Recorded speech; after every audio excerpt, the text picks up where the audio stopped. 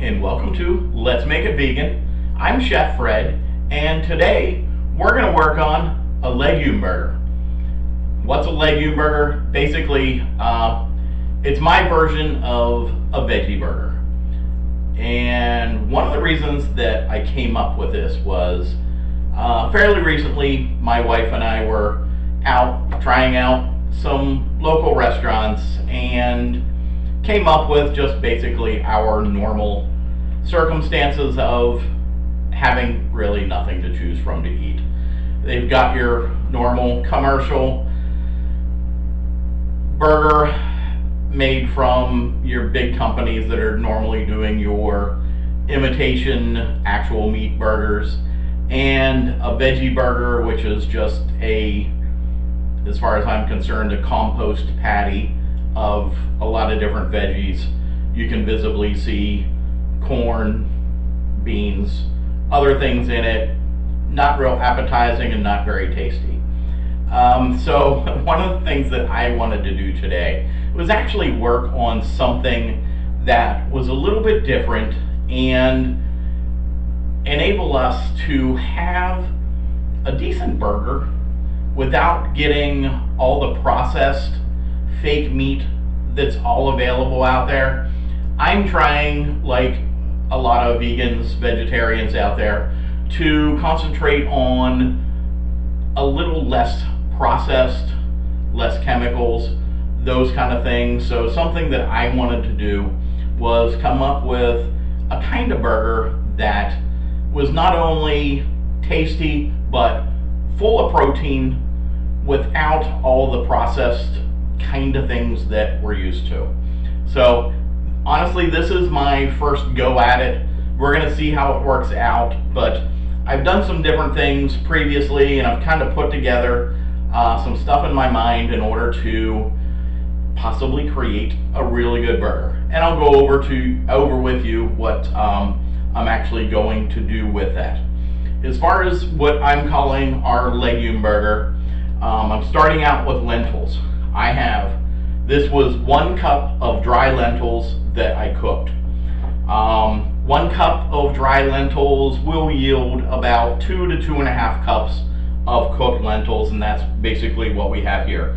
And these were your normal brown lentils. There are several different color lentils. I went with brown basically just because of the color, so it looks a little more like meat.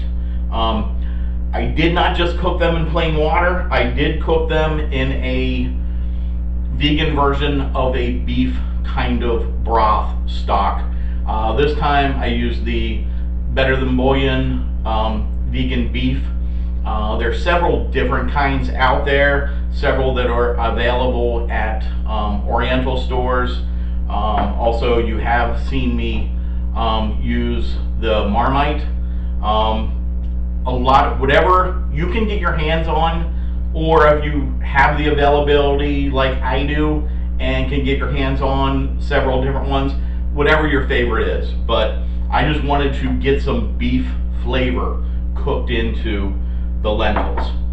Along with that, what we are also going to do is I'm going to do a little bit of some canned beets, mainly for the red color. If you're familiar with some of the ingredients of some of the imitation burgers out there, they do use either beet powder or beet juice.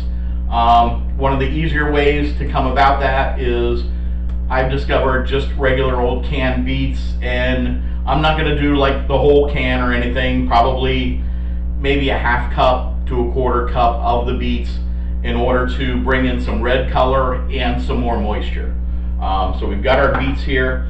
Also, mixing in with our lentils, I am going to use some cannellini beans. Beans are a good additive whenever you're working with something like a veggie burger sort of thing. I'm choosing to use the cannellini beans because they're a little softer.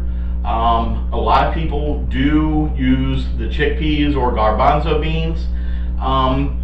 I think they tend to get a little bit grainy, so I wanted to use something a little more soft. And also, a big thing about using the beans, I am going to keep the liquid in here that we all know as aquafaba, or the beans or the liquid from cooking beans. That is going to be used as one of our binders slash egg substitutes in here in order to get all the ingredients that we're going to have to bind together. So whenever I do drain these beans, I am keeping the liquid, and that's going to be part of what we use as a binder to keep this held together and then make sure it stays into a burger patty. Also, as far as the binder, I'm going to use some oats. I'm not using them just straight oats as they are. What I am going to do is all this is going to go into a food processor, and I am going to put the oats in, probably a half cup to 3/4 of a cup of oats in the food processor first, and grind them down, not necessarily into a powder. I could use my high-speed blender to do that, but I just want to get it more broken down so that it's not large pieces and gets more surface area. That is going to work more as a binder. I like oats for that. If you are looking for a gluten-free option, this also actually works too. So as opposed to just a regular flour, oats is a good binding thing. You can use flour or other things to do that.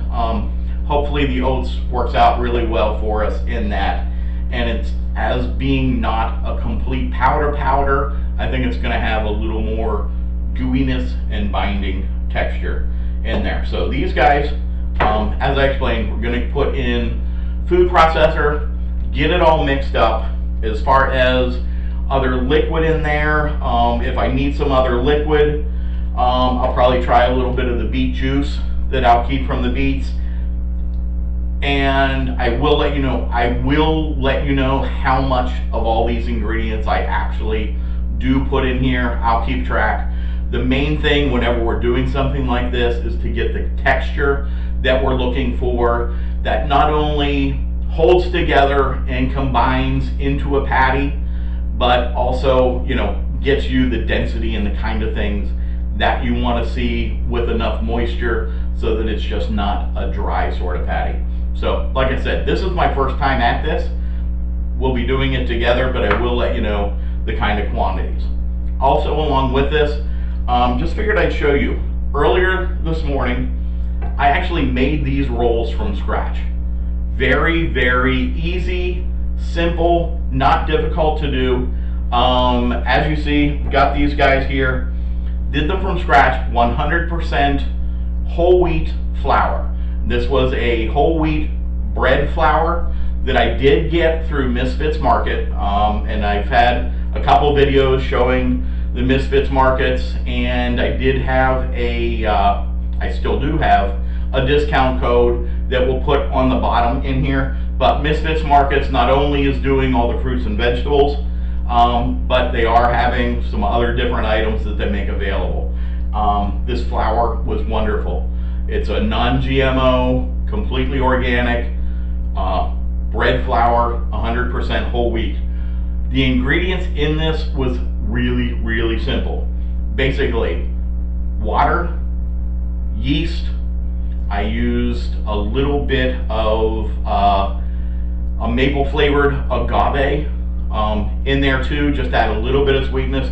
Normally when you are working with 100% whole wheat bread, you need a little bit of sweetness to counteract the slightly more bitterness of the bread flour.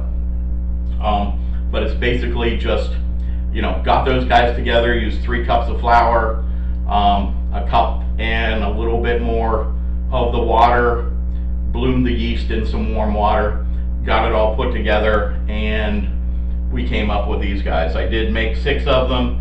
Somehow a couple disappeared beforehand. I'm not claiming what happened, but at least we'll have some fresh rolls for our burgers. And I do plan on making just a simple coleslaw to go with it. So let me get started with getting these guys in the food processor, worked up and made into a patty. And after we do make the patty, I am going to get them formed and put them in the refrigerator to set up a little bit to make sure that all the ingredients are set together and ready to go. And we'll do a combination of I think just baking them in the oven and possibly maybe marking it up with a hot grill pan also in order to make it look a little better. I'm not sure. I'm always winging things, so we'll see what happens. So we'll see in a little bit. We'll get these guys worked on and I'll let you know exactly what we come up with. Thanks.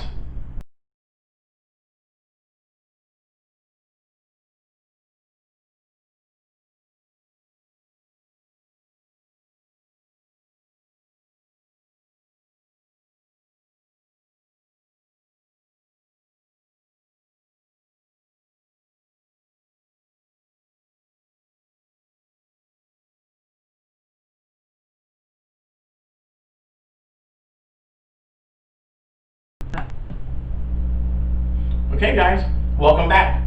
We're here with our legume burgers, my version of a veggie burger.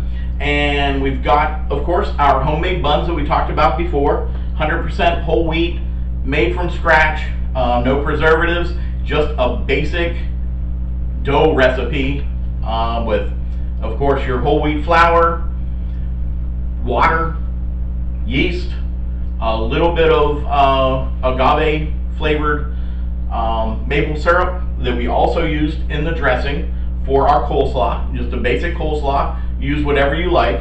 As far as the coleslaw, if you want to put it on the burger or on the side, 100% up to you. We do have some nice fresh green leaf lettuce, tomato, whatever other condiments you like. Me, I'm definitely going to throw on some jalapenos or some kind of hot sauce in addition to. But here we go. We're all ready. I will definitely leave the full ingredient list and amounts that I used for our burgers down below in the description, just so that you have a good idea of what was used. It was basically just our legumes, which are our white beans, our lentils. I did use some oats in order to thicken it up.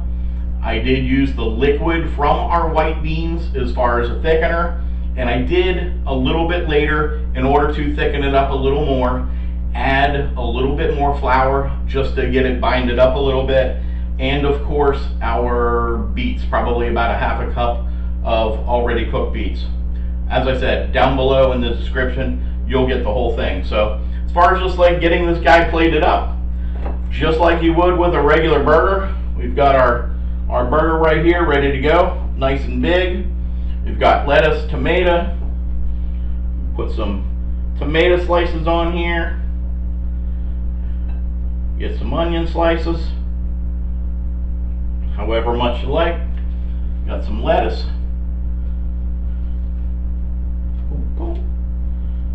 and like I said, add whatever kind of other condiments you like, but that's definitely a meaty burger and way bigger, way better than you're gonna find as far as the frozen stuff that you're finding in the restaurants these days, which is why I decided to go ahead and make something from scratch, ready to go, very easy.